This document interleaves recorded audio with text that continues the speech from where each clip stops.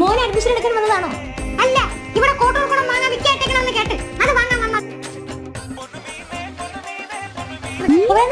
എനിക്കൂടെ വാങ്ങായിരുന്നു.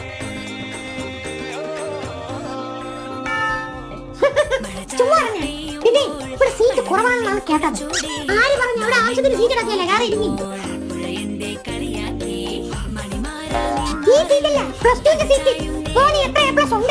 Sir വിളിക്കണം.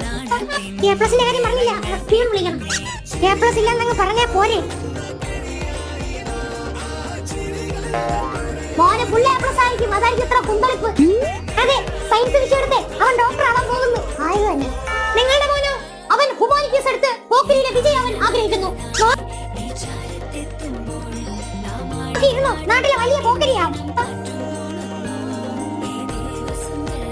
വീട്ടിൽ അച്ഛന് സുഖം തന്നെയല്ലേ?